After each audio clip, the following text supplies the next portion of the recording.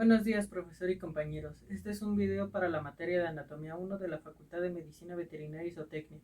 Soy Carlos Emilio Solís Gómez del grupo 1101 y en este video abordaré los principales fundamentos de la anatomía y el tema de osteología. Para comenzar, definiré lo que es anatomía. Proveniente del griego anatemnein, que significa cortar de arriba abajo, la anatomía es una de las ramas de la biología que se encarga de estudiar órganos y estructuras del cuerpo animal a nivel macroscópico, realizando cortes para obtener diversos planos musculares, óseos y del sistema nervioso, y así poder describir su forma, estructura y disposición en el cuerpo. La anatomía se divide en diversas ramas, como lo es la radiológica, que es la que provee de imágenes a los médicos para poder observar tejidos en 2 o 3 dimensiones. Estos estudios pueden ser ecografías, rayos X, resonancias de cualquier tipo. Este es un ejemplo de unos rayos X de un perro. En este caso tiene una piometra. Aquí se puede observar el útero que está inflamado. Eso quiere decir que puede contener pus. La siguiente rama es la patológica, que es la encargada del estudio de órganos y tejidos con alguna patología o enfermedad. La siguiente es la fisiológica, que es la encargada del funcionamiento de órganos y tejidos. La quirúrgica es la utilizada en la realización de cirugías. La comparada y la sistémica, que es la división del cuerpo en sistemas, como el sistema nervioso o sistema digestivo. Y estas a su vez pueden ser topográficas, que abordan todo el cuerpo, o pueden ser regionales, que solo alguna parte específica del cuerpo. Seguido de esto vienen los principios morfológicos, que estudian la relación de los órganos y tejidos que no se pueden estandarizar. Estos principios se dividen en 4. El primero es el zigomorfismo, que nos dice que cada especie se puede dividir en 2 porciones, una izquierda y una derecha. A su vez podemos dividir los órganos en pares o impares, siendo los pares riñones, pulmones, testículos y ovarios, y los impares el corazón, el hígado y el intestino grueso e intestino delgado. Los anteriores órganos tienen diferencias como el tamaño, localización y su relación, refiriéndonos a la relación como la proximidad o distancia entre un órgano y otro. El siguiente principio es el metamerismo, que se refiere a una homología serial o un orden en órganos y sistemas. En este caso podemos ver aquí la organización de las vértebras, siendo las primeras las cervicales, las siguientes las torácicas, las siguientes las lumbares, el hueso sacro y las coxigias o caudales. El tercer principio es la tubulación, refiriéndose a la presencia de tubos, siendo así que ventralmente encontramos el tubo que va de la boca al ano y dorsalmente encontramos la médula espinal, que está conformada por el canal vertebral, que es todo esto que encontramos por aquí.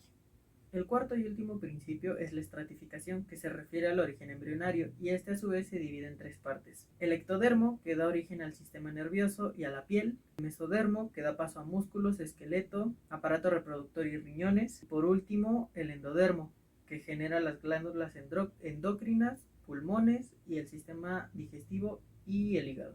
Ahora hablaremos de la clasificación de los animales. A los animales los podemos clasificar dependiendo de diferentes factores. Uno de ellos es el número de dedos que tienen. El primero serían los monodáctilos, que tienen solo un dedo, como podrían ser los caballos. Los bidáctilos o los didáctilos, que solo tienen 2 dedos, como podrían ser los rumiantes. Los tetradáctilos, que tienen 4 dedos, pero estos los dividimos en 2. Serían los regulares, que tienen tanto en miembro pelviano como en miembro torácico 4 dedos, como podrían ser los cerdos, e irregulares, como podrían ser los carnívoros, que tienen 5 dedos en el miembro torácico y 4 dedos en el miembro pelviano. También podemos clasificarlo por cómo apoyan sus pies. Estos los dividimos en 2. Los digitígrados, que se apoyan sobre sus gomitas, que serían los carnívoros, y los plantígrados, que apoyan completamente la palma del pie, y serían los simios. También podemos clasificarlos debido a la estructura distal de sus dedos. Estos también los dividimos en 2. En ungulados, que son los que tienen casco o pezuña, y en ungiculados, que tienen uñas, como en el caso de los perros, y garras en el caso de los felinos. Otra clasificación puede ser en base a sus dedos articulados, y estos también los dividimos en 2, como artridáctilos, cuando tienen más de 2 dedos articulados, y perisodáctilos, que tienen un solo dedo articulado, como en el caso de los caballos. Ahora, la última clasificación que tenemos es la taxonómica, y esta se divide en diferentes categorías, como lo son el reino, el filum, la clase, el orden, la familia, género y especie a la que pertenece cada tipo de animal, como lo pueden ser equinos, ovinos, caprinos, suinos, perros felinos y aves. Ahora comenzaremos con el tema de osteología. La osteología es la rama de la anatomía que se encarga del estudio de los huesos del cuerpo animal a un nivel macroscópico, analizando su estructura y su composición. Ahora, podemos decir que un hueso es un órgano vivo, ya que tiene la capacidad de regenerarse por sí solo. Da estructura, composición y equilibrio al cuerpo. Protege órganos o tejidos blandos y es un órgano duro, a diferencia del cartílago, que es blando. Ahora, siguiendo estos parámetros, podemos decir que un diente no es un hueso. ¿Por qué? Porque como lo dijimos en un principio, un hueso es un tejido que se puede regenerar por sí solo, lo cual el diente no lo puede hacer y por eso no entra en esta categoría. Ahora describiremos las partes y composición del hueso. Podemos empezar de proximal a distal. De manera proximal tenemos un cartílago articular, este se encuentra en la cabeza, este es un fémur. Seguido de esto tenemos el hueso esponjoso, que son estos puntitos que se ven aquí, que son vasos sanguíneos. Esta que se ve aquí es la línea epifisiaria, que es la encargada de decirnos el crecimiento que puede tener nuestro animal. La siguiente es la médula ósea roja, que ayuda a la regeneración. Seguido de esto tenemos el hueso compacto, el periósteo, la médula ósea amarilla. Aquí tenemos una arteria nutricia y otro cartílago epifisiario. Este es blanco debido a la escasez o que no tiene presencia de vasos sanguíneos o arterias. Ahora, proximalmente también tenemos la epífisis proximal, seguida de una metáfisis, la diáfisis, que es todo el cuerpo del hueso, otra metáfisis y la epífisis distal. Ahora analizaremos los diferentes tipos de huesos. Como primero tenemos los huesos planos, en los cuales predomina la longitud y el ancho más que en el grosor. Un ejemplo de esto podría ser la escápula. El siguiente son los huesos largos, en los cuales predomina la longitud sobre otras dimensiones, contiene médula ósea y podríamos decir que el húmero es un hueso largo. El siguiente son los huesos cortos, los cuales no predominan ninguna de las dimensiones y son tejido compacto rodeando al esponjoso. Un ejemplo de esto pueden ser los carpos o los tarsos. Los siguientes son los huesos neumáticos.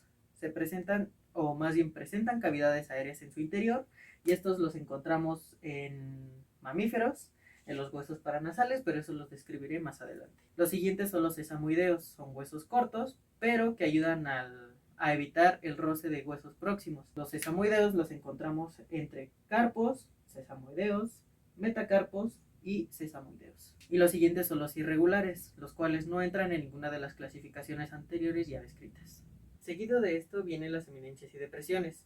Una eminencia sobresaliente ayuda a que se fijen venas, arterias o la articulación hueso con hueso. De estas existen articuladas o no articuladas. Las articulares son las que permiten la unión hueso con hueso y permiten un movimiento. Algunas de estas son la cabeza, como puede ser la cabeza del fémur, que tiene una forma semicircular, la tróclea, que tiene una forma de polea con dos eminencias y una depresión, por ejemplo, en la parte distal del fémur, y el cóndilo, que tiene forma semicilíndrica. Ahora, las no articulares permiten la fijación de venas, arterias, ligamentos y músculos, y estas son la espina, que tiene una forma alargada y puntiaguda como la espina de la escápula, la cresta, que es intermedio entre línea y espina, la línea, que está a lo largo del hueso y son sobresalientes, la apófisis o proceso, la tuberosidad, que es alargada, redonda y rugosa, que es más grande que un tubérculo, y un tubérculo, que es igual alargado, redondo y rugoso, pero de un tamaño menor, y el trocánter, que está solo al nivel del fémur. Las depresiones son básicamente el hundimiento de los huesos, y de igual manera las tenemos articulares y no articulares. Las articulares son la cavidad clenoidea, que es la parte distal de la escápula, que sería esta parte de aquí, la cavidad acetabular, que es de gran profundidad y se encuentra en el hueso coxal, y sería esta de aquí, que hace la articulación con la cabeza del fémur. La cavidad cóclea se presenta donde hay tres eminencias con dos depresiones en un hueso. Normalmente se encuentra en la parte distal de la tibia, que sería en la parte de aquí. Y la faceta, que es donde se articulan las costillas y son de poca profundidad, que sería aquí en las vértebras torácicas. Luego, las no articulares que permiten el paso de venas son las siguientes.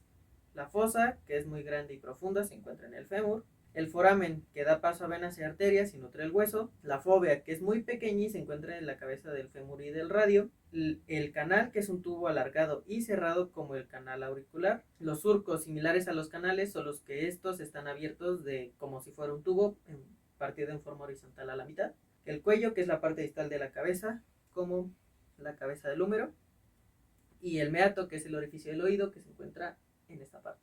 Ahora, pasando al esqueleto, que es el conjunto de todos los huesos, para su estudio lo podemos dividir en 3 partes. El axial, que es el integrado por la cabeza, las vértebras, las costillas y el esternón. Comenzando por la descripción de la cabeza, aquí tenemos la cabeza completa. Tenemos aquí el hueso occipital, el hueso parietal, el hueso frontal, nasal. Aquí tenemos por aquí el lagrimal, tenemos aquí el temporal, tenemos el cigomático de este lado y por aquí tenemos el incisivo. Ahora bien, en la parte dorsal del cráneo podemos encontrar el hueso temporal, ptericoides, que es este que está aquí en el hueso nasal, cigomático, vómer, que está aquí adentro, el maxilar, que sería el paladar de nuestro perro, el incisivo, que igual sería parte del paladar, el palatino, el hueso frontal, basifenoides, que está aquí, y el occipital, que se ve como articula con la vértebra cervical 1 o atlas. Pasando a la mandíbula encontramos lo siguiente: un cóndilo, un ángulo, una rama, y por aquí se encuentra el macetero, el proceso coronoides, que es esto que está aquí, y el cuerpo, y por aquí encontramos unos cuantos forámenes. Ahora comenzaremos con las vértebras, y estas las dividiremos en 5 grupos. El primer grupo son las cervicales, las siguientes son las torácicas, seguida de las lumbares, un hueso pequeñito que tenemos aquí, que es el hueso sacro, conformado por 3 huesos fusionados, y las vértebras coxígeas o caudales. Ahora, cada especie tiene un número diferente de vértebras o se conforman de diferente manera. ¿Por qué? En los carnívoros encontramos que tenemos 7 vértebras cervicales, 13 torácicas, 7 lumbares. El hueso sacro está conformado por 3 huesos y de 15 a 21 coxígeas. Pero los rumiantes tenemos 7 vértebras cervicales, 13 torácicas, 6 lumbares, de 5 a 4 en el hueso sacro, dependiendo si es un pequeño rumiante, y de igual manera de 15 a 21 vértebras coxígeas. En los caballos encontramos que tenemos 7 cervicales, 18 torácicas, de 6 lumbares, 5 del hueso sacro, perdón, y de 15 a 21 coxígeas. Y por último tenemos a los cerdos, que igual tenemos 7 cervicales, de 14 a 16 torácicas, 7 lumbares, 4 en el hueso sacro y 4 coxígeas. Ahora bien, tenemos 2 tipos de vértebras, que son las típicas, que comienzan desde la tercer cervical, que sería esta de aquí, hasta las coxígeas. Y tenemos las que son atípicas y cambian en cada especie, que sería C1 y C2, o también conocidas como atlas y axis. Ahora, esta es la forma que tiene la C1 o atlas en los diferentes animales. En este caso tenemos el equino, el bovino, el porcino y el canino. Ahora aquí tenemos a nuestra cervical 2 o también conocida como axis. Y igual tenemos la de los equinos, los bovinos, los porcinos, los caninos y los ovinos. Ahora bien, en cuestión de las costillas y esternón, las costillas se van a articular con las vértebras torácicas. Tenemos 13 vértebras torácicas, por lo tanto tenemos 7 costillas. Solo que aquí tenemos unas costillas que son externales porque están unidas a nuestro esternón, y las tenemos externales que no están unidas al esternón, como podrían ser estas que están aquí. Si se fijan, no están unidas a este cuero que simula ser el esternón. Ahora bien, la siguiente división que hicimos con nuestro esqueleto sigue el esqueleto apendicular, los cuales lo conforman el miembro torácico y el miembro pelviano. Comenzaremos con el miembro torácico. El primer hueso que encontramos es la escápula. Esta está conformada de diferentes partes. Tenemos el ángulo caudal, el ángulo craneal, la espina de la escápula. Aquí tenemos igual una tuberosidad, tenemos aquí algo que se llama acromion, tenemos el cuello o también conocido como ángulo caudal, y de igual manera podemos encontrar en un caballo que tenemos igual un ángulo craneal, un ángulo caudal, nuestra tuberosidad y la espina completa, las fosas supraespinosas e infraespinosas y nuestro cuello. Ahora en una vista medial encontramos lo siguiente. No lo puedo representar aquí ya que no puedo sacar el hueso, pero es básicamente lo mismo. Encontramos el borde dorsal, la superficie serrata, un borde caudal, un borde craneal, una fosa subescapular, un tubérculo supraglenoideo y el proceso coracoides, que esto nos puede indicar si es una escápula izquierda o una escápula derecha. Ahora nuestro siguiente hueso es el húmero. Aquí sí encontramos algunas diferencias entre un caballo y un perro. ¿Por qué? Porque los caballos encontramos que tenemos tres tubérculos: tubérculo menor, tubérculo intermedio, tubérculo mayor, y por lo tanto tenemos sus dos surcos intertuberculares. En este caso tenemos tubérculo menor, tubérculo mayor y el surco intertubercular. De aquí obviamente tenemos el cuerpo del húmero, tenemos un surco del músculo braquial, que sería este que está aquí, y tenemos una tuberosidad deltoidea, que es esta que está aquí, y tenemos el capítulo y la tróquea en ambos húmeros. Ahora bien, en una vista caudal encontramos lo siguiente. Tenemos el cuello, que igual no se puede ver mucho aquí, pero aquí está. Tenemos la cabeza del húmero, que es esta que hace la articulación con la escápula. Tenemos la tuberosidad del redondo mayor. Tenemos el epicóndilo lateral, el epicóndilo medial. Y tenemos aquí la fosa del olecranon de manera distal. Ahora los siguientes huesos que tenemos es el radio y la ulna. En el caso de nuestros perros, el radio y la ulna son huesos totalmente independientes, pero en el caso de nuestros caballos sí están fusionados, ahorita lo vamos a ver. De manera craneal tenemos el extremo proximal, que es la cabeza, las tuberosidades radiales, todo el cuerpo del radio. Tenemos el proceso estiloides medial, surcos y crestas acá abajo, de manera distal, y en el extremo distal tenemos la tróquea. Ahora bien, de una manera caudal tenemos el olecranon o la ulna, el proceso coronoides lateral, la ulna como tal, que está aquí, todo el cuerpo, que sería del radio, el proceso estiloides lateral y el proceso estiloides medial.